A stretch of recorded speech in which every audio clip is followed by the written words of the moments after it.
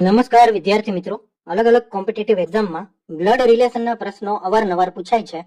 તો આપણે 3 થી 4 એવા બ્લડ રિલેશનના પ્રશ્નો સોલ્વ કરવાની ટ્રાય કરીશું કે જેથી કરીને આખો કોન્સેપ્ટ ક્લિયર થઈ જાય અને આ જે બ્લડ રિલેશનના ક્વેશ્ચન છે એનો માર્ક ન કપાય. તો હવે બી એ ક્યુ ના પિતા છે. આ થઈ ગયા ક્યુ અને એના પિતા. પિતા એટલે ઉપરની બાજુ લખશું ઈ બી અને બી ની આગળ પ્લસ કરશું કેમ કે પિતા છે પુરુષ છે. બી ને ફક્ત 2 બાળકો છે. બી નું એક બાળક તો થઈ ગયું, બીજું બાળક શું છે એ ખબર નથી હજી, પણ છે એટલી ખબર છે. ક્યુ એ આર નો ભાઈ છે. ક્યુ છે એ ભાઈ છે એટલે પ્લસ આવશે, પુરુષ આવશે. અને આર નો ભાઈ છે. હવે આર માઇનસ હોય કે પ્લસ હોય, પુરુષ હોય કે સ્ત્રી હોય એ હજી નથી ખબર, પણ ક્યુ છે એ તો પુરુષ છે એટલી ખબર પડી ગઈ કેમ કે ભાઈ છે. હવે આર એ પી ની પુત્રી છે. તો આર છે એ પુત્રી છે તો ત્યાં આપણે માઇનસ કરી દેશું સ્ત્રી છે. અને કોની? તો કે પી ની. હવે પી છે એ પુરુષ છે સ્ત્રી છે કઈ ખબર પડતી નથી કેમ કે બી ના આજે બી હતો બરાબર, એના માત્ર 2 સંતાન હતા. એ ક્યુ ને આર તો થઈ ગયા. તો હવે પી ની પુત્રી આર હોય તો પિતા તો ઓલરેડી બી જ છે એ ખબર પડી ગઈ કેમ કે 2 સંતાન હતા. તો આ પી અવશ્ય ને અવશ્ય શું હોવું જોઈએ? માતા હોવું જોઈએ. બરાબર, આડકતરી રીતે આટલું સમજાવી દીધું ક્વેશ્ચનમાં. હવે એ પી ની પોત્રી છે. પી પછીની પેઢી આ આવે અને એના પછીની પેઢીમાં એ છે અને પોત્રી છે. બરાબર, એનો મતલબ શું થયો મિત્રો? પોત્રી એટલે માઇનસ આવશે, ફિમેલ છે. હવે એસ, હવે શું કીધું મિત્રો અહીંયા? એસ એ એના પિતા છે. એના પિતા કોણ? પિતા છે એટલે ઉપર લઈ જશું તો કે એસ પિતા છે એટલે આપણે પુરુષ કરશું. તો એસ નો ક્યુ સાથેનો સંબંધ શોધવાનો કીધો છે. હવે મિત્રો પી ની દીકરી આર છે ને આર ની દીકરી એ છે. બરાબર, આ પ્રશ્નમાં એમ કહેવા માંગે છે. અને એના પિતા કોણ છે? એસ છે. એના પિતા એસ છે. તો આજે આર અને એસ છે એ બે પતિ પત્ની થઈ ગયા. તો આર નો પતિ એના ભાઈ નો શું થાય? બરાબર, તો બનેવી થાય.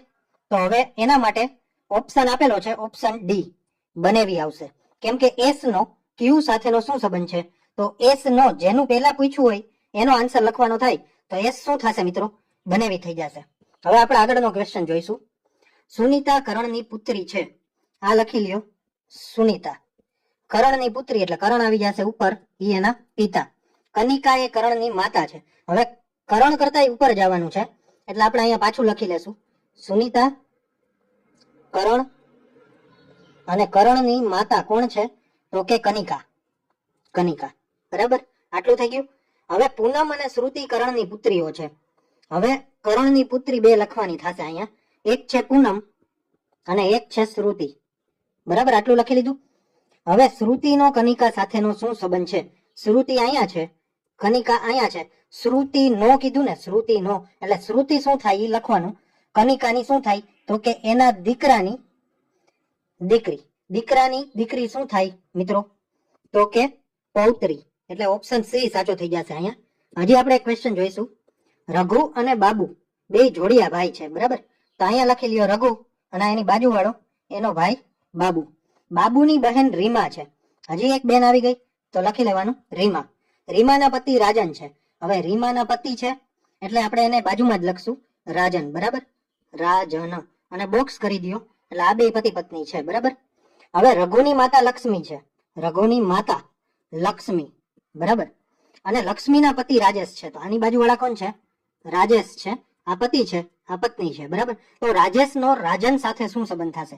આ રાજેશ અને આ છે રાજન. બરાબર, તો હવે આમાં શું કરવાનું મિત્રો? રાજેશ છે જે એની દીકરી છે કોણ? તો કે રીમા અને એનો હસબન્ડ શું થાય મિત્રો? તો રાજેશ નો એટલે રાજેશ શું થશે એ કીધું છે એટલે રાજેશ શું થશે મિત્રો? એના દીકરીના પતિ એ રાજેશને શું થશે મિત્રો? તો રાજેશ જે છે એ સસરા થશે કેમ કે પોતાની પત્નીના પિતા હોય સસરા થાય. રાજેશ નું પૂછ્યું છે, રાજેશ નો એટલે રાજેશ સસરા થશે. હવે આપણે હજી એક ક્વેશ્ચન જોઈશું. હવે મિત્રો આમાં શું આપ્યું? એ ડી નો ભાઈ છે. આ એ થઈ ગયું અને એની બાજુમાં ડી થઈ ગયું. ડી નો ભાઈ એ છે એટલે આ પુરુષ છે. ડી ની હજી નથી ખબર. ડી એ બી ના પિતા છે. હવે ડી છે એની નીચે લખશું બી અને આ પિતા છે એટલે આ પુરુષ છે એટલે આ એ અને ડી 2 ભાઈ છે. હવે બી અને સી બહેનો છે. તો બી અને સી 2 બહેનો છે, 2 સ્ત્રીઓ છે. એફ એ એના પિતા છે. હવે એના પિતા કોણ છે? તો કે એફ છે. તો આ પુરુષ થઈ જશે. તો સી નો એફ સાથેનો શું સંબંધ છે? સી નો આ એફ સાથેનો એટલે કે સી શું થશે? તો કે એફ નો દીકરો. બરાબર, અને આ જે એફ નો દીકરો છે ડી અને ડી ની પત્ની છે બી. ડી ની બી, અચ્છા દીકરી છે બી અને સી શું છે મિત્રો? એની દીકરી જ છે, ડી ની. એટલે કે આના ફાધર અને એના ફાધર શું થાય મિત્રો? તો કે એફ નો સી નો એફ સાથેનો સંબંધ. એટલે સી શું થશે અહીંયા? તો કે એફ ના દીકરાની દીકરી, એફ ના દીકરાની દીકરી થઈ જશે, એટલે કે પોતરી થઈ જશે. ઓપ્શન બી સાચો થઈ જશે મિત્રો. હવે મિત્રો આ જે સંબંધ રિલેટેડ જે પ્રશ્નો પૂછાય છે, બરાબર, બ્લડ રિલેશનના, એ તમારો થોડો ઘણો ડાઉટ ક્લિયર થયો હોય તો આ વિડીયોને લાઈક અને શેર કરી દેજો.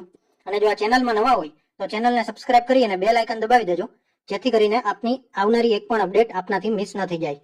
ધન્યવાદ.